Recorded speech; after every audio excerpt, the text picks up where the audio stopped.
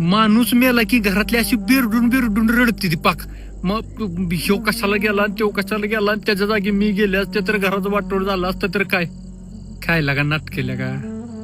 सगळ्याच घरात असं होतं असं नाही, पण विषय काय असतोय माहितीये का, अरे जो खरा रडणारा असतो का नाही, खरंच प्रेम असतं का नाही, तो वेगळा माणूस असतो.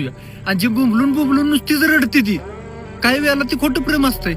पण जसा शरीरातनं आत्मा बाहेर निघला त्याला वरनं सगळं दिसत असतंय. आपण त्याला बघू शकत नाही, पण तो आपल्याला बघू शकतोय ना सगळं. त्यामुळे त्याला वरनं सगळं दुनिया कळतंय, कोण लबाड आहे, कोण खरं आहे, कोण खोटं आहे, कोण कोपऱ्यात बसून रडतंय, कुणाला खरं माझ्याविषयी प्रेम होतं. आणि ती वरनं बघतंय.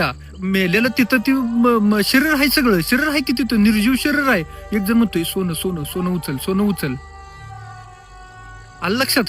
म्हणजे मेलंय तरी सुद्धा सोनं खिशात घालायला इकडे तडपड आहे. बिरुडन आत्ता रडतंय आणि जिवंतपणे हलाल करून मारलं पाक तिला. कधी जेवण नाही सासू सासऱ्याला किंवा आजी आजोबाला कोणाला. आणि आता रडून काय उपयोग आहे. बरं मेल्यावर सुद्धा परात भरून आठवून ठेवते बरं का. आयला त्याला काय आवडत होतं, चपाती